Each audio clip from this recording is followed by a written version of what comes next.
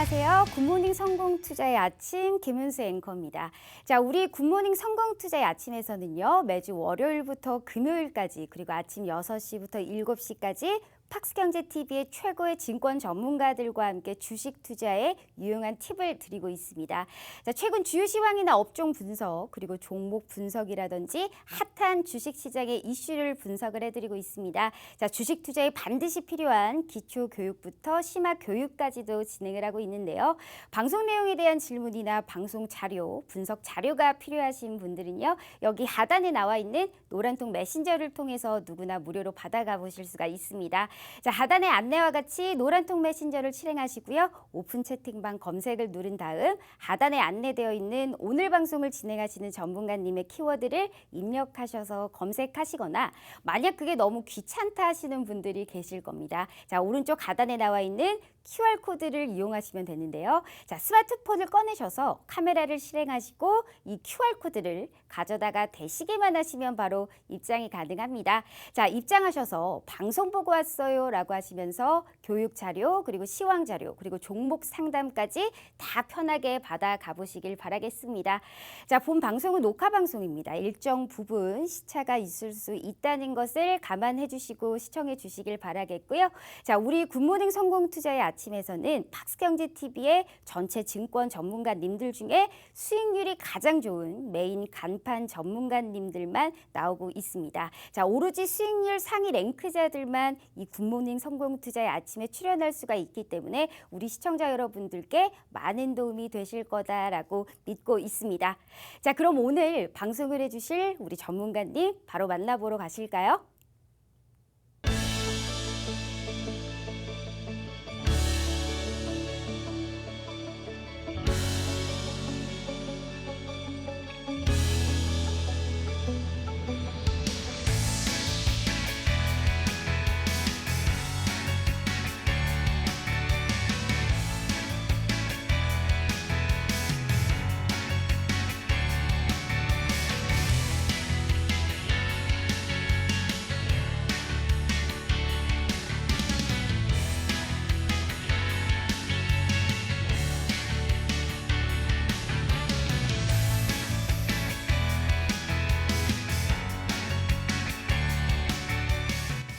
네, 안녕하십니까. 굿모닝 성공투자의 빅터 전문가 이번 주도 찾아왔습니다.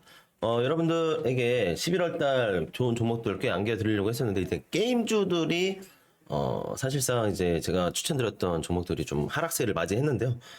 아직 장세는 끝나지 않았다라고 좀 보고 있어요. 네, 그래서 제 방송 보자마자 노란 톡방 들어오셔가지고 뭐라고 하실 분도 많이 계실 것 같은데 좋은 종목으로 또 교체를 해 놓은 상태라서 저는 또 이 뒤쪽에 또 그 종목 오픈해 드릴 거고 좋은 모습으로 오늘 방송 1시간 진행해 보도록 하겠습니다. 일단 11월달 정말 힘듭니다. 그렇죠? 11월달 정말 힘들고요. 목차를 먼저 보시면 이제 11월 수익률하고 이제 리스크가 어떤 것들이 남아 있나 이런 것들을 좀 확인을 할 거고요. 이제 중국 베이징 증권거래소가 설립이 됐는데 이 목적에 대해서 좀 알고 우리가 여기에 잠재적인 리스크가 어떤 것들이 있는 건지 한번 추적해 볼 필요가 있습니다. 자, 그리고 위드 코로나 이거 괜찮냐고? 괜찮으세요? 유럽과 미국은 지금 난리도 아닙니다. 예, 유럽은 일평균 확진자가 3만 명에서 4만 명이 나오고 있는 추세고요. 미국도 지속적으로 확진자는 늘어나고 있는데 이제 위드 코로나인 만큼 치료제를 좀 의존도를 좀 더 빠르게 높여서 임상시험을 빠르게 진행을 하고 있죠. 그래서 경구용 치료제도 그렇고요. 우리나라 국내 치료제인 기업들도 지금 계속적으로 가속화를 하고 있다라는 점을 좀 말씀을 드리겠습니다. 아시아 쪽이 좀 많이 불안하다라는 것도 이제 내재를 할 수가 있죠. 예, 그 부분에 대해서도 한번 뒤쪽에서 알아보도록 하겠습니다. 자, 드디어 메타버스와 NFT 시장이 조정이 왔습니다. 네, 이거 그래서 조정이 와서 끝인가? 그것도 좀 한번 뒤쪽에서 좀 나눠보도록 할 거고요. 다음 순환매에 대한 수혜주가 어떤 것들이 있나? 예, 분명히 있습니다. 시장에서 아직 들춰내지 못한 기관들마저도 알아내지 못한 그런 재료들이 충분히 남아 있거든요. 그 부분들을 함께 찾아가 보도록 하겠습니다. 자, 일단 수익률입니다. 이건 지난주까지의 수익률이고요. 이번 주 거 하나 가져오면 뭐가 더 추가가 됐나 한번 보세요. 네, 버킷 스튜디오가 추가가 됐습니다. 버킷 스튜디오를 이게 올타임 하이 피크 때 청산을 못 해가지고 저는 8,000원 더 갈 줄 알았거든요. 8,000원 못 가고 8,000원 찔렀어요. 상방 오픈을 시켰다가 저항 맞고 하락하길래 일단 이익 실현했습니다. 그 부분들 뭐 좀 아쉽다고도 하실 분들이 많이 계세요. 예, 근데 주가라는 게 항상 그렇습니다. 예. 바닥이 어딘지 머리 꼭대기 정수리가 어딘지 누가 압니까? 예, 절대 몰라요. 그리고 그거를 만드는 세력은 메이저들이 만든다라는 것도 있고요. 물론 운 좋게 이 피크아웃, 로우 프라이스 이런 부분에서 매수 매도를 할 수 있다라는 것을 말씀을 드릴 수도 있어요, 저도. 근데 실제로 실행하기가 정말 어렵다. 특히나 국내 시장 같은 경우에는 유동성이 요즘에 조금은 메말라가는 시장이다라는 것을 좀 말씀을 드리고 싶고요. 어쨌든 간에 자, 이거는 화요일 기준인데요. 화요일 기준 잠깐 한번 볼게요. 자, 화요일 기준으로 코스피가 3천선을 못 지켰어요. 위로 올려볼게요. 네. 코스피가 3천선을 못 지켜가지고 지금 많이 답답한 장세를 나타내고 있습니다. 이 3천선에서는 돌파, 상방 돌파와 하방 돌파, 지지가 무너진다라고도 하는데 그게 몇 번이나 이뤄졌고 이게 10월달, 11월달 계속 진행이 되고 있습니다. 이거 누가 시장을 주도하고 있느냐? 외인들이 주도를 하고 있습니다. 그래서 외인들이 종목마다 메이저냐? 또 그런 것도 아닙니다. 개인이 주도하는 종목도 있고요. 또는 기관이 주도하는 종목도 있습니다. 그래서 기관이 많이 저점에서 매수해놓은 종목은 위에서 매도를 누가 하느냐, 누가 위에서 매수로 손바뀜을 해주느냐에 따라서 그 개인이냐 외인이냐에 따라서 굉장히 많은 편차를 보여줄 수 있는데 요즘에 최근에 메타버스 시장과 NFT 시장이 그런 장세가 굉장히 많았습니다. 예. 개인들이 사놓고 기관이나 외인이 그걸 받아쳐줬어요. 매도로 받아쳐줬는데 매도를 다시 매수로 받아쳐줬는데 그 손바뀜이 일어난 게 또 한 번의 사이클이 돌아왔다. 그리고 잠깐의 조정장이 왔음에도 불구하고 오늘 같은 경우, 그러니까 화요일 같은 경우에 제가 메타버스에 대한 유망 종목인 수익 종목이기도 하고요. 유망 종목을 재진입을 한 상태입니다. 네. 수익 종목 다시 한번 보여드리면요. 자, 이렇습니다. 자, 굉장히 많죠. 갤럭시와 SM도 있고요. 그리고 위즈윅 스튜디오 있고요. 버킷 스튜디오 있고요. 그죠? 컴투스 있고요. 하이브 있고요. 자, 이런 것들을 다 한 번씩 나눠보도록 하고 싶다 하시는 분들은 들어오십시오. 예. 노란톡방, 요 우측 하단에 노란톡방 들어오셔가지고 저한테 좀 애걸구걸 하지 마시고 그냥 저를 닥달하세요. 예. 저를 괴롭혀 주시면 됩니다. 예. 자, 직장인들의 가려운 것을 시원하게 긁어드립니다. 예. 자, 국내 선물도 하고 있고요. 해외 선물도 진행하고 있습니다. 예. 매일매일 수익을 내드리려는 이런 변곡점 자리들 제가 아침 일찍 눈 떠서 아침에 일어나자마자 제가 하는 게 이제 지수밖에 안 봅니다, 여러분. 예. 뉴스 보고 지수 보고 그다음 바로 여러분들을 위해서 최상의 수익률을 내드리기 위해서 손익비 좋은 자리를 마련해 드리고 있다라는 점. 오늘이라도 저를 만나셨다면, 그리고 오늘 저를 처음 보셨다면 지금이라도 노란톡방 입장해 주셔가지고 어떠한 것들을 제가 시황과 업황을 체크해 드리고 또 종목 컨택은 어떻게 해드리는지 한번 일주일 정도 지켜보시는 것도 나쁘지 않다고 저는 당당히 말씀을 드립니다.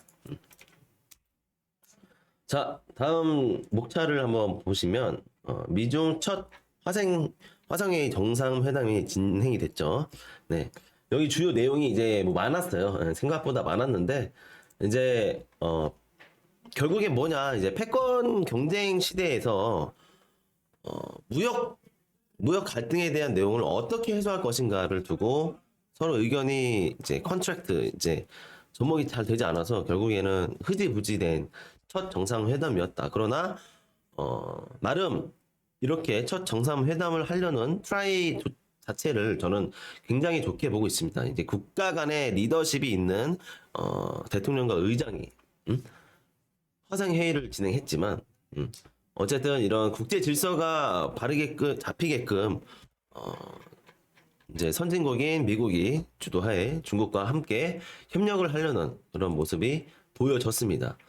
일단 미중 간의 대립은 중국이 일단 러시아와 이제 북한 그리고 잠재적으로는 이제 중동아시아 쪽에서도 협력하고 있는 국가들이 다소 존재를 하죠. 그게 미국에게는 또 대립되는 국가이기도 하고요. 예. 이게 지정학적 리스크도 있지만 잠재적 이 뭐라고 해야 될까? 리스크가 좀 많아요. 무역에 대한 리스크도 굉장히 크고요. 그 무역으로 인한 매출이나 그러니까 그러니까 수입 수출이 안 돼서 매출이 안 나오는 기업들이 많게 된다면 이 또한 공급난 플러스 대 공황 경제 공황이 올 수도 있다라는 점을 여실없이 이 화상 회의를 통해서 확인을 했었습니다. 이 부분들을 신북방 정책 이제 중국에서는 뭐 그렇게도 얘기하죠. 신북방 정책 아니면 중국 시장 대개방 정책, 개혁 개방 이후에 대개방 정책이라고 하는데 이제 중국 쪽에서는 사회적 불균형을 해소하려는 모습이 굉장히 강하고요. 그게 뭐냐면 중국이 너무 고도로 성장했어요. 특히나 뭐 알리바바, 텐센트 이런 민간 기업들이 중국의 최초 자립의 발판을 마련해 줬었는데 그 뒤에는 민간 기업 자력으로 굉장히 많이 큰 성장을 했다. 그래가지고 이걸 당국이 중국 기업을 통제하려는 그런 모습이 굉장히 강하고요. 그게 결국 이제 독점 기업을 세수를 받아서 이제 국가에 기여하겠다. 그래서 사회적 불균형을 맞추겠다. 그러니까 빈익빈 부익부를 평균화하겠다. 이제 레버리지 자체를 이렇게 좀 줄이겠다라는 건데 이제 시진핑의 의도는 좋습니다. 근데 다만 이 내막은 좀 알 수가 없죠. 중국 신북방 정책을 따지고 본다면 이제 결론적으로는 미국을 박살내는 게 목표거든요. 이제 기축통화인 달러를 무너뜨리는 게 중국의 주 목표이기도 합니다. 근데 이게 쉽사리 될 수가 있을까요? 절대 안 됩니다.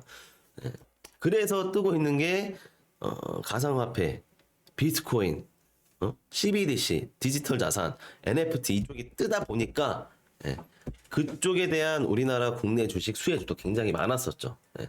그것도 좀 뒤쪽에서 계속 나눠보도록 하겠습니다. 결론은 이 패권에 대한 내용을 서로 의견 대립을 절충을 찾지 못했다라는 데 좀 메시지를 남겨놨고요.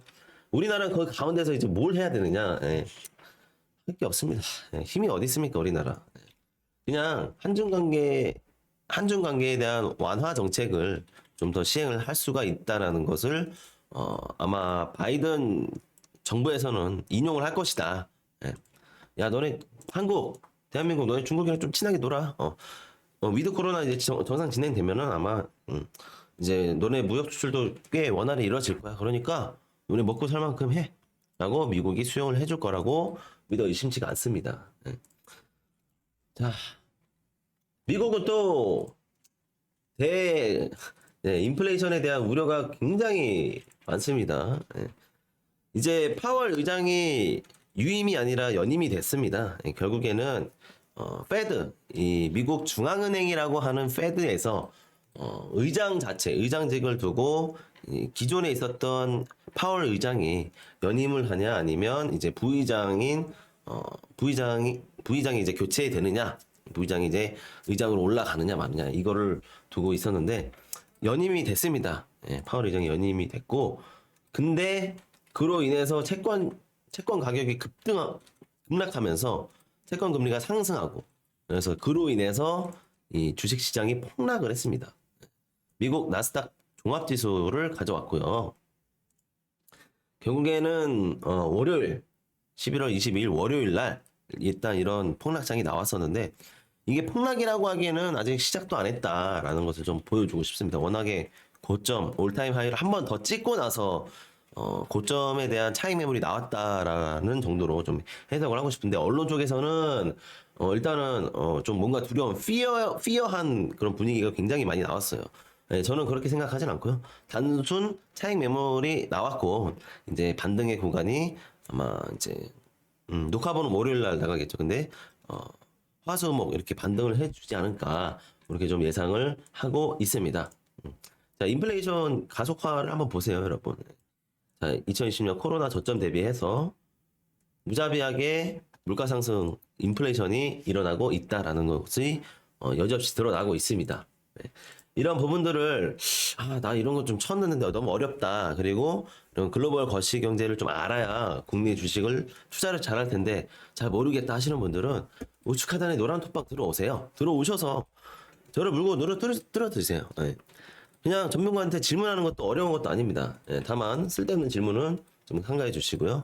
이 주식에 대한 내용들만 그리고 거시경제에 대한 내용들도 충분히 제가 어느 정도 제가 아는 역량 내에서 충분히 답변 드릴 수 있는 거니까요. 여러분들 상식선에서 궁금해하시는 것들 제가 이미 다 알고 있습니다. 그러니까 들어오셔가지고 질문도 좀 주시고 그렇게 소통해서 우리 연말 이제 2021년 얼마 안 남았죠. 우리 연말에 나는 좀 더 수익을 좋게 가져가고 싶다 하시는 분들은 노란 톡방 지금이라도 들어오셔서 저와 함께 주식시장에 참여하시면 좋을 것 같습니다.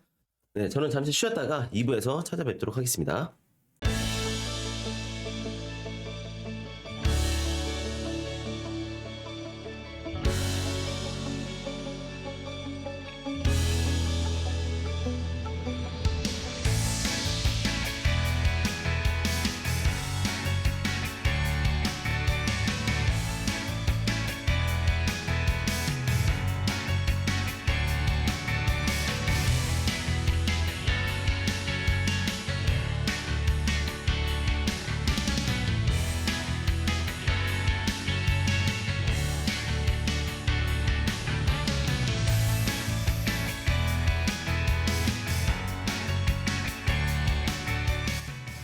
자, 2부 찾아왔습니다. 2부. 그래서 앞쪽에 좀 얘기했던 거 디테일하게 좀 얘기를 드리자면, 일단 중국에서 내년에 베이징 올림픽 진행하죠. 그리고 위드 코로나가 실현이 될 겁니다. 그러면 여행을 할 텐데, 아마 중국을 좋아라 하는, 그전 세계 국가에서 중국을 좋아라 하는 국가가 좀 있을까요?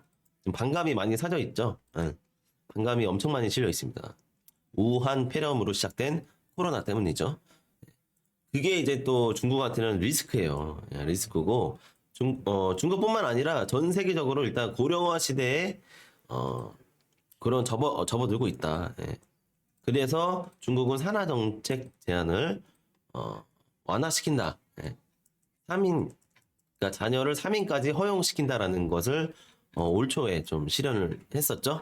그래가지고 중국 관련 수출이 될 만한 이런 화장품이나 아니면 엔젤 산업주들이 급등을 했었던 적이 있었고, 일단은 중국 시장이 대개방을 2035년까지 실현할 텐데, 여기에 계속 부딪히는 게 뭐냐? 이 바로 미국입니다. 미국 때문에 이거를 제대로 실현 못하고 있어요. 예. 이런 것들이 어쨌든 사회적 리스크로 좀 많이 남아 있다. 그리고 또한 최근에 굉장히 이슈가 됐던 게 이제 에너지원 불균형이 있었죠. 네, 에너지원 불균형. 자, 중국이 전력난 때문에 전력 자체를 줄여버렸어요. 전력난을 워낙에 이제 전기가 많이 돌아가고 있다 보니까. 근데 전기를 돌리려면 가동시키려면 석탄을 떼야 돼요. 석탄을 또 떼려고 하다 보니까 또 인력이 부족하고요. 근데 또 석탄난이 또 오게 돼요. 그렇게 되다 보니까 또 우리나라한테 피해가 온 게 뭐가 있었냐? 요소수 대란이 났었죠. 예. 석탄에서 또 나오는 것이 바로 이 요소수인데 석탄을 쓰질 않으니까 석탄 가동을 중단시키고 그러니까 석탄 채굴을 중단시키고 석탄을 소비하지 않으니까 요소수가 나오지 않아. 그래서 우리나라한테까지 결국에 피해가 왔습니다. 지금 우리나라 물류 업종에 종사하고 계시는 분들이 굉장히 많이 힘들어하고 있습니다.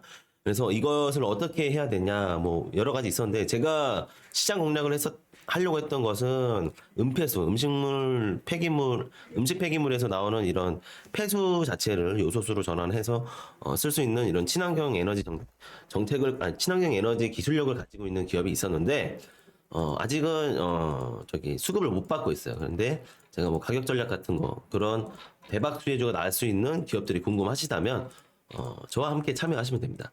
오늘 제 주제는 그게 아니라 어쨌든 이런 리스크가 많이 남아있다라는 것을 좀 말씀을 드리면서 바로 다음 페이지로 넘어가도록 하겠습니다. 자, 내년에 일단 베이징 올림픽이 개최가 돼요. 근데 중국이 예, 베이징에 증권거래소를 설립했습니다. 왜 그럴까요? 이것도 잘 생각을 해보셔야 됩니다. 이게 결국에 우리나라한테 피해가 오진 않을까? 혹은 우리나라에게 수혜가 되진 않을까? 이걸 잘 생각해 보셔야 됩니다. 이해되시죠? 예. 자, 어, 상하이 증권거래소는 1990년도에 만들어졌었고요. 이제, 좀 설립이 된 지 오래됐어요. 이제 두 달 정도 됐습니다. 이제 9월 2일 날 베이징 증권거래소를 만들었습니다. 근데 이거 왜 만들었느냐가 가장 중요한데요. 예. 자, 위치는 어디인가 일단 한번 봅시다. 예. 중국의 이 베이징 위치에 있어요. 예. 베이징 이 위치에 있는데 이 지역에 설립을 했다. 자, 베이징 거래소 만든 이유가 진짜 뭔지 정말 좀 깊게 스토리텔링을 들고 가봐야 돼요. 베이징 거래소가 만들어진 이유는 진짜로 이 내막은 강소기업을 키우기입니다. 워낙에 독점 기업들이 많아지고 있죠. 미국도 마찬가지입니다. 미국도 애플, 마이크로소프트가 이 컴퓨터 세대를 주도해버렸죠. 이 IT 세대 때부터 IT 세대가 전국 올 때부터 그런 시대가 접어들었었는데 베이징 거래소를 진짜 만드는 이유는 바로 이 강소기업을 키우려고요. 알리바바나 텐센트 같은 경우에 마윈 한번 보세요. 마윈이 정말 많은 자금력이 있습니다. 근데 그 자금력을 중국 당국 자체에는 헌납하지 않습니다. 공짜로 헌납할 이유가 없거든요. 근데 원초적인 내용을 따지고 백데이터를 들어가 본다면 바로 알리바바나 텐센트를 키워줬던 그 주체가 누구냐면 바로 중국 당국입니다. 예. 중앙 당국에서 키워줬었어요. 물론 이거는 어디까지나 좀 많이 오래된 60년대에서부터 좀 흘러 들어가야 되는 그런 스토리텔링을 가져가야 돼서 좀 생략을 하고요. 이런 그림을 가져왔습니다, 제가. 예. 자, 결국에는 기술이 돈이다라는 걸 중국도 알고 있는 겁니다. 예. 그리고 중국이 또 강점이 뭐예요? 인프라죠. 예. 인원들이 많아요. 값싼 노동력으로 대량 생산할 수 있는 능력이 있습니다. 그래서 세계 기업들도 지금 중국에 있는 회사 법인들이 굉장히 많습니다. 공장 법인이 굉장히 많죠. 지금 애플도 심지어 지금 중국에 있는 애플 공장 법인이 가동이 안 돼서 혹은 가동 통제를 할 때도 있습니다. 당국이. 그런 것들을 볼 때마다 약간의 국가 간의 마찰이 있을 수밖에 없다. 그거를 해소하려고 미중 정상회담을 지난주에 실시를 했는데 별로 실효성은 없었다라는 게 좀 실망 매물로 좀 나왔었고요. 자, 본질적으로 한번 봅시다. 최근 1년간 중국 증시가 외국인 자금 유입이 굉장히 많아졌어요. 자, 최근에 있었던 중국발 헝다 사태로 인해서 자금이 쭉 빠져나갔다가 다시 유입이 되고 있다라는 점을 좀 말씀을 드리고 있습니다. 자, 이런 것을 암시를 한다라는 것이 결론은 중국 시장 우에 상장되어 있는 이 홍콩 시장도 있거든요. 근데 지금 홍콩 시장의 거래 대금이 굉장히 많이 말라가고 있습니다. 어디로 유입되고 있다? 바로 베이징 증권거래소로 자금이 이동되고 있다라는 것을 좀 말씀을 드릴게요. 세계 증시를 볼 때, 아시아 증시를 볼 때 원래는 이 싱가포르와 홍콩을 금융 허브로 봤었습니다. 이제 아마 중국이 그 금융의 심장, 그러니까 아시아에서의 금융 심장입니다. 금융 심장을 빼내어서 중국으로 이동시키고 있다. 강제로는 아닌데 이제 일단 베이징 증권거래소를 만든 이유는 강소기업 너네 지원 많이 해줄게. 상장도 쉽게 해줄게.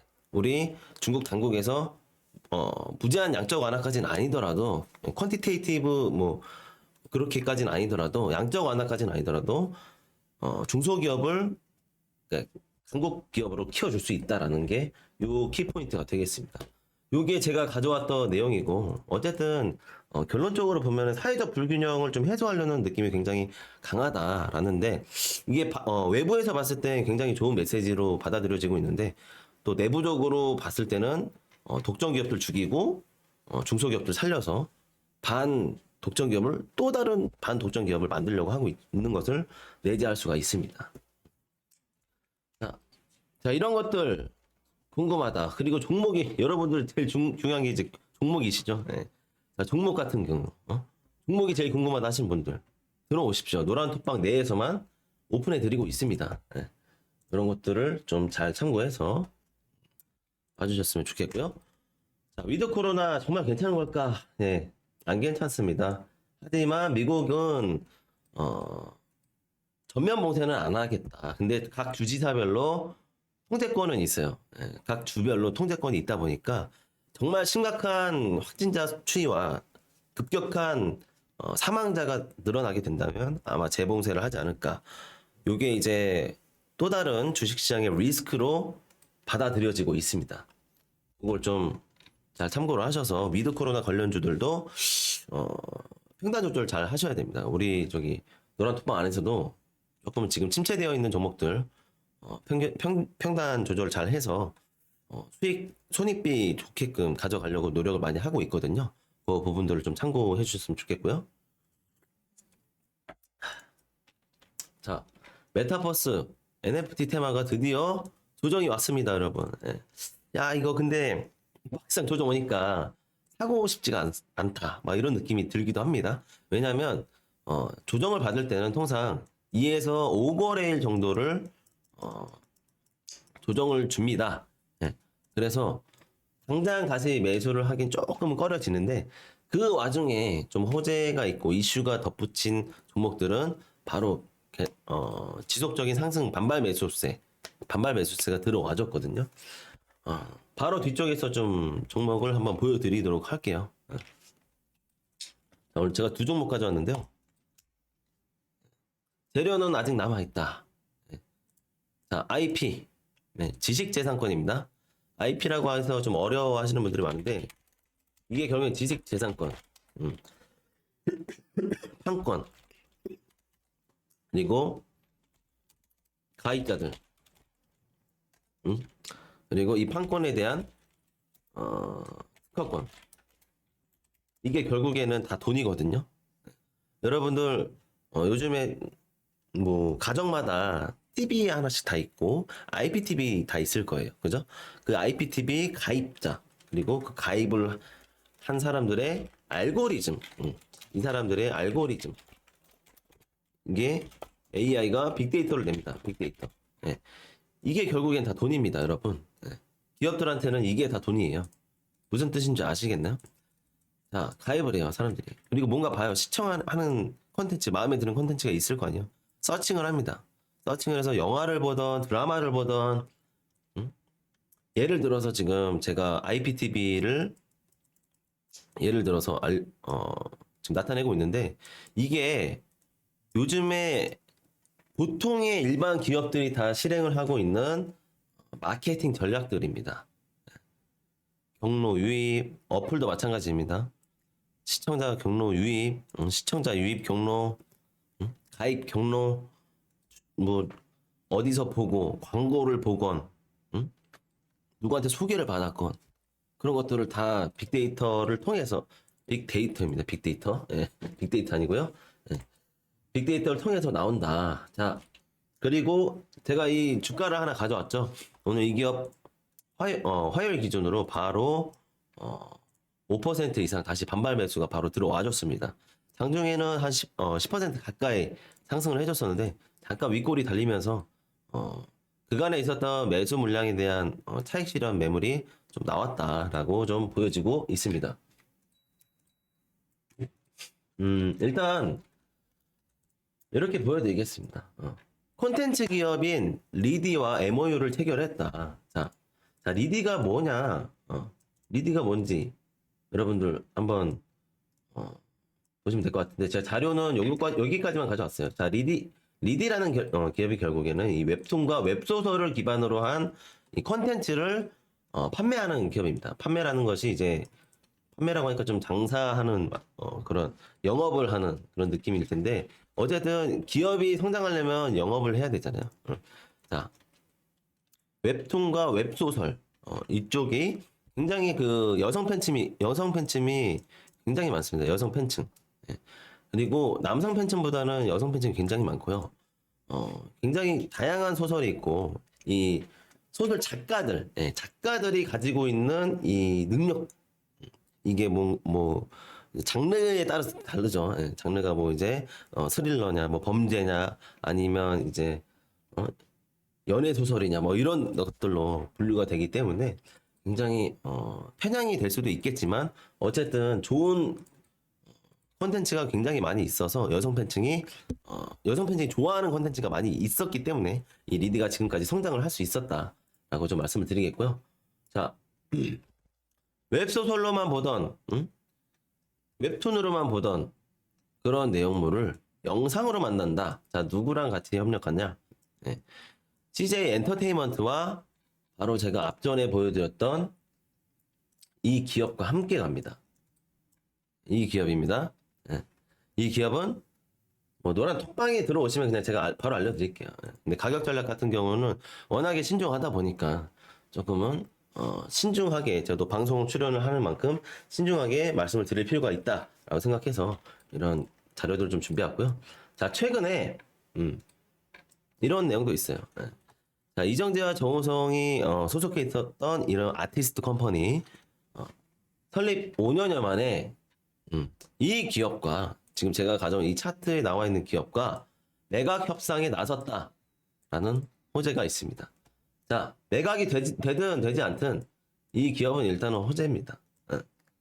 자, 그리고 이 스튜디오는 아티스트 컴퍼니뿐만 아니라 레몬레인, 이미지나 인컴즈, 메리 크리스마스 이런 엔터주들과 드라마와 영화 그리고 웹툰까지 수많은 콘텐츠 자회사를 가지고 있는 종합 미디어 기업이다라고 좀 말씀을 드리겠고요.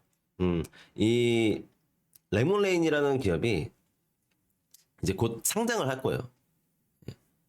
바로 여기에 자회사입니다. 이 기업의 자회사요. 자회사인 레몬레인이 상장을 합니다.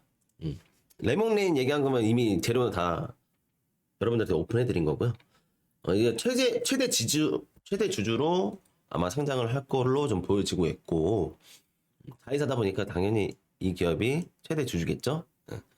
땡땡땡땡 스튜디오입니다.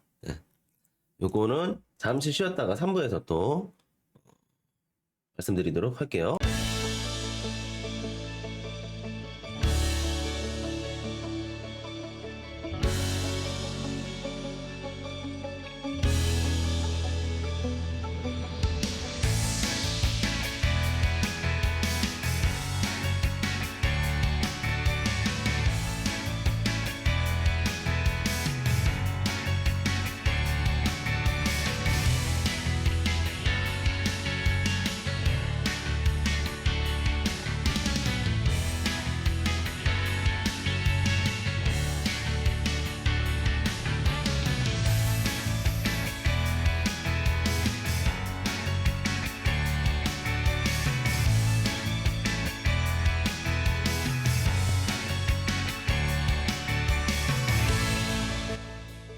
네, 3부 찾아왔습니다.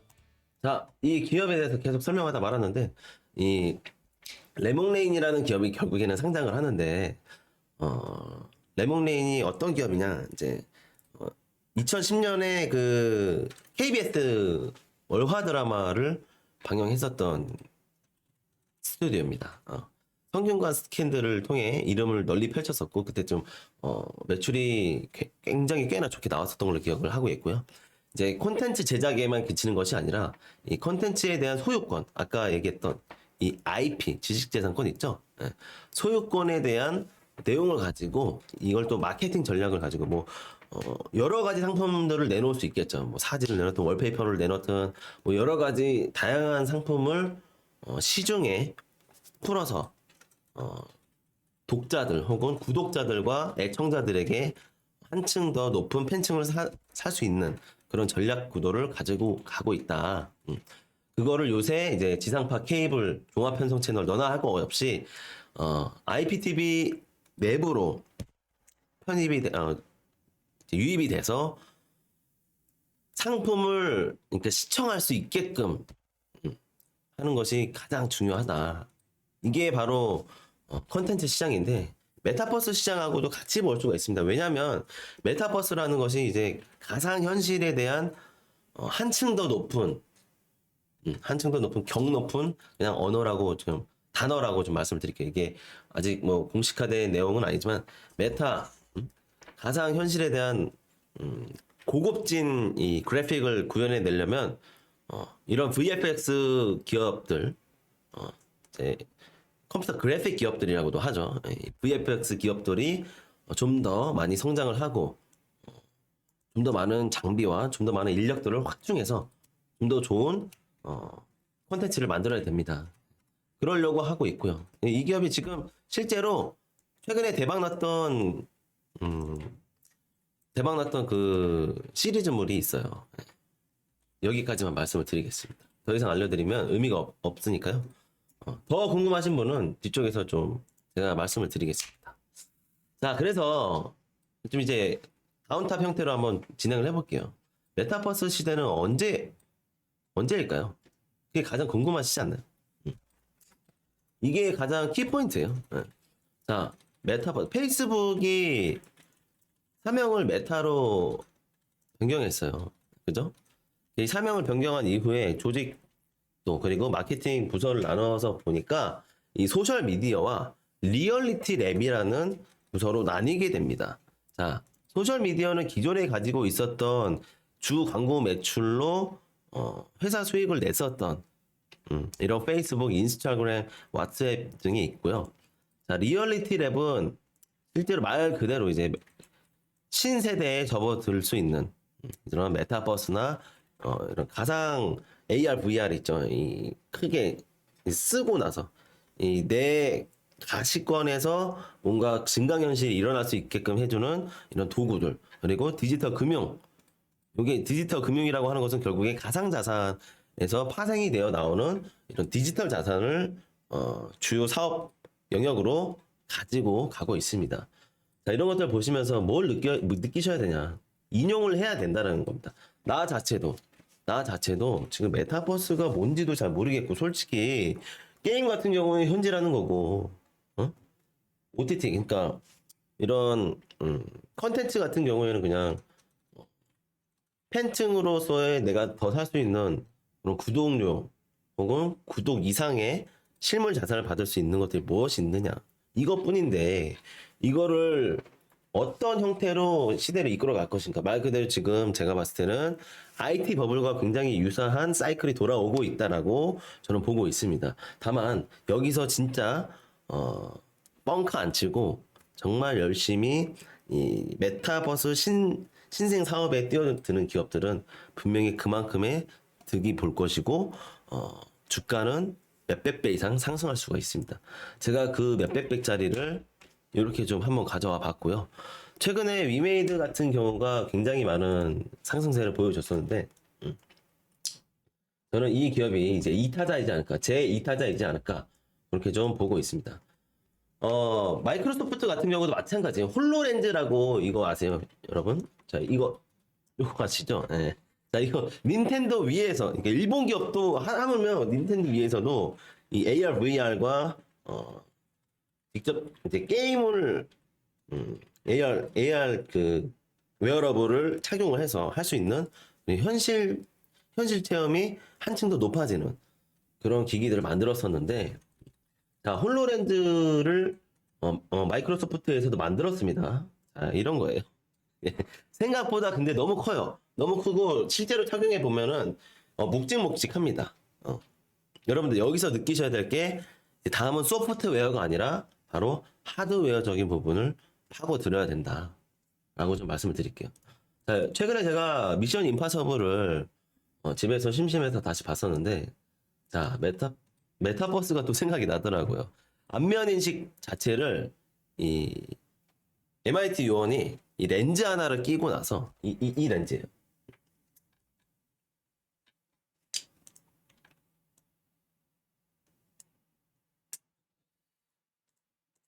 아이고, 잠시만요.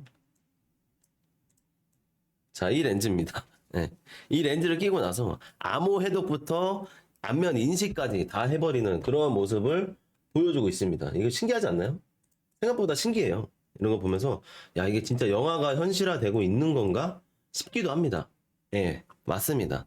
여러분들, 우리는 다음 세대에 지금 변화를 겪는 중이다. 라고 좀 말씀을 드리겠고, 이게 관련주들이 굉장히 많아요. 우리나라 같은 경우에는 가온미디어의 자회사가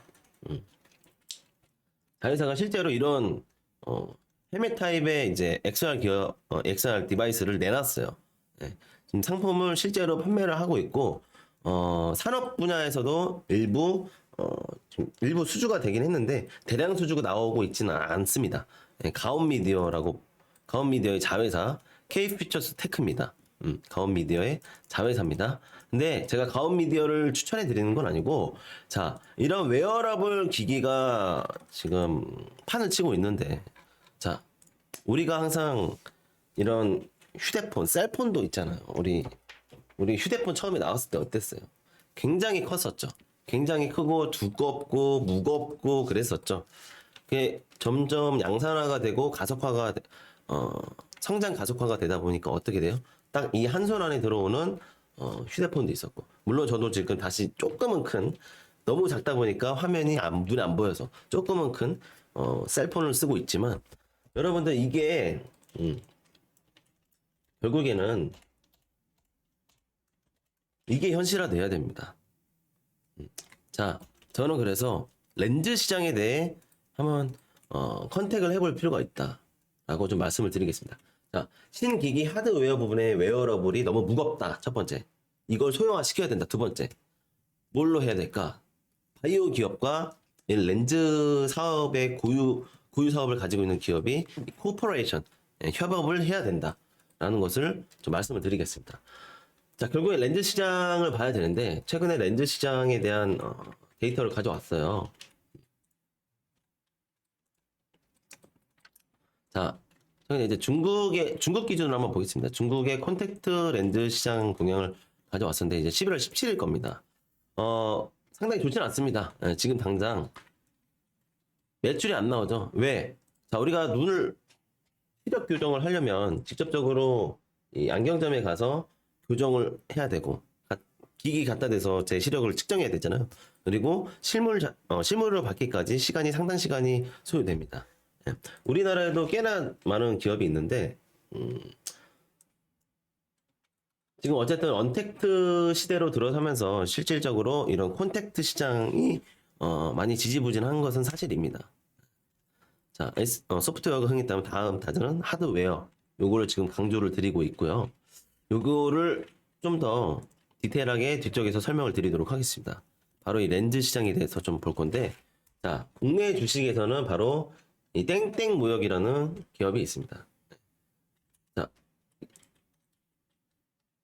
경쟁 기업도 한번 가져와 봤어요. 네. 경쟁 기업도 한번 가져와 봤고요. 이 인터로조가 어떤 기업이냐? 네. 인터로조는 말 그대로 땡땡 무역은 일단 마지막에 설명드릴게요. 인터로조는 실질적으로 이 렌즈 시장과 이 인공 눈물을 주 사업 영역으로 가지고 있는 기업입니다. 자, 그리고 두 번째, DHP 코리아는 이 시력 교정기, 그리고 시력 교정을 한 이후에 렌즈를 만들잖아요. 그게 안경이든 콘택트 렌즈든 이 실물을 만들기 위한 교합을 만들어내는 기기를 판매하는 게 바로 이 DHP 코리아와 휴비츠입니다. 자, 근데 휴비츠 같은 경우에는 이제 멀티플을 보시면 아시겠지만 너무 안 좋아요. 예. 이런 중소기업에 대한 멀티플을 추정하기는 정말 어렵습니다. 실제치가 나오는 걸 봐야 알겠지만 대략의 캐파시티를 봤을 때 시총 상위 종목부터 이렇게 내림순으로 본다면 이 땡땡 무역이라는 기업이 굉장히 유망한 기업이고, 다음 차세대 메타버스 시장과 함께 접목해서 볼 수 있는 대박 수혜주다라고 좀 말씀을 드리겠습니다. 지금 당장 안 올 수도 있어요. 제가 너무 이 경기 사이클을 좀 멀리 내다보는 경향이 있어서 이 당장 수급이 안 들어와 줄 수 있습니다. 근데 지금 주가는 어떻습니까? 주가를 보시면 아시겠지만 2009년부터 꾸준히 상승해 왔던 그런 매출 추이가 굉장히 좋았고, 그리고 실질적으로 이 2012년도에 굉장히 좋은 이 패시브, 그러니까 뮤추얼 펀드나 이런 기관 쪽에서의 순매수가 굉장히 많았습니다. 이쪽 중소기업에 대한 순매수가 굉장히 많았었던 그런 트렌드가 있었던 시절이 2012년도 정도가 되겠는데, 이때 기관들도 이 삼형무역에 대해서 굉장히 좋게 봤었습니다. 왜냐하면 이 기관 투자자들이 참여하는 그 스튜어드십이라고 있어요. 여러분들 스튜어드십이라고 들어보셨나요? 예. 기관이 이 종목의 주식수를 의결권이 있게끔 사버리는 겁니다. 10%든 보통 이게 많이들 행하는 게 연기금이 많이 하거든요. 연기금이 주로 대량 매수를 해버려서 이 주가를 대량 매수해버려서 물론 나눠서 하겠죠. 대량 매수를 해서 이 주주 의결권을 가지고 그 주식 그 종목 아니, 그 기업에 대한 경영에 대한 의결권을 제시를 합니다. 매년마다 YY 때 통상 사업 계획서를 낼 때 혹은 IR 주최를 할 때 의결권 참여를 할 수 있는 대주주로 등극을 하는데요. 대주주들이 주로 참여를 하는데요. 주식을 단순 보유로 끝내는 것이 아니라 이제 투자 기업에 대한 의사 결정을 낸다라는 것에 대한 긍정적인 시그널로 보시면 됩니다. 지금 근데 대표적으로 이 땡땡 무역은 과거에 이 돌턴 인베스트먼트라고 해외 기업이 직접적으로 이 땡땡 무역에 참여를 했었어요. 예, 그런 이력이 있던 기업이고요. 이 외에도 뭐 현대 홈쇼핑이나 신세계나 이마트나 뭐 굉장히 많습니다. 왜냐하면 이 주 매출 자체가 수혜로 바로 매출로 적용이 돼버릴 수 있는 경기 소비재 업황들은 이렇게 민감할 수밖에 없어요. 네. 그래서 이런 의결권이 중요하다라고 좀 말씀을 드리겠고, 이 기업이 하는 사업 영역을 가졌습니다. 총 4개로 구분이 됐는데, 이 렌즈 시장에 대해서 좀 알아보고 싶어요. 여기에 이제 오실로 코리아라는 기업이 또 있습니다. 예. 여기 보시면은, 자, 끝까지 보신 분들은 이제 종목을 오픈해서 보실 수가 있습니다. 자, 삼형무역이라는 기업인데요. 예. 이 삼형무역이 이 에실로라는 것은 이제 외국 기업이에요. 이제 프랑스 렌즈 회사인데 이 프랑스 렌즈 회사가 국내에 법인을 차릴 수 있게끔 지분을 50%가 좀 안 되게 49.8%를 지분을 취득합니다. 그래서 에실로 코리아에 대한 실질적인 매출 추이는 직접적으로 다 삼형무역한테 돌아오게 돼 있어요. 그리고 이 에실로 코리아가 또 개미광학 유한공사라고 중국 안경 렌즈 공장을 또 가지고 있습니다. 그리고 또 베트남의 현지 법인 공장도 있고요. 요 두 매출 위드 코로나 이후에 실제로 사람들이 소비를 하고 싶어하고 이런 내용들이 어떻게 반영이 될지는 여러분들이 이 지분 구조를 보시면 아시겠죠. 네. 그리고 메타버스 시장 아까 말씀드렸던 이 마지막 장 이 메타버스 시장과 잘 연결해서 보면은 향후 대박 수혜주가 어떤 것들인지 아실 수가 있습니다. 자, 저는 3부는 여기서 마무리를 지어야 되기 때문에 추가적인 코멘트나 내용을 알고 싶다. 나는 이 종목에 대해서 좀 큰 수익을 내고 싶다 하시는 분들은 노란 톡방에 들어오시면 됩니다. 네, 노란 톡방 들어오시면 되고요. 저는 3부는 여기서 마무리 짓겠고 다음에 또 좋은 수익률과 좋은 종목으로 또 찾아뵙도록 하겠습니다. 시청해주신 여러분 감사합니다.